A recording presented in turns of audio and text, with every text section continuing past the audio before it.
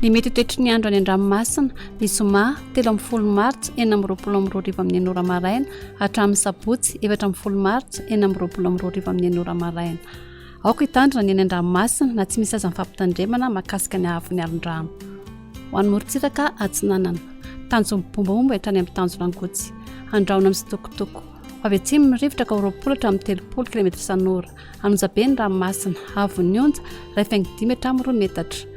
Tanjona angotsy hatramin'ny manoro anorona malefaka amin'ny soariny miatoato avy atsimo mirivotra ka 20 hatramin'ny 30 km isan'ora anonjabe ny ranomasina haavon'ny onja 5 hatramin'ny 2 metatra.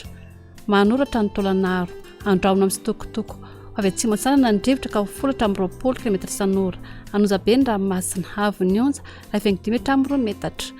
Tolanaro hatrany amin'ny tanjona vohimena andraona vitsy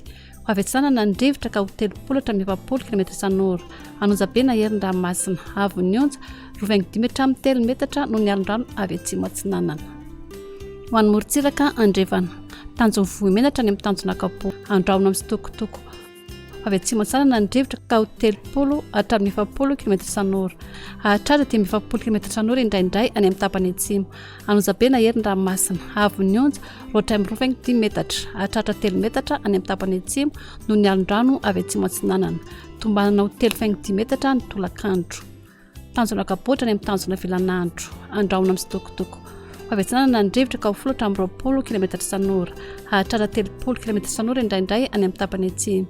avy andrefana kosa izany ny atoandro ka 10 hatramin'ny 20 km isan'ora adiny mpanonja ny ranomasina haavon'ny onja anodidina ny 2 metatra.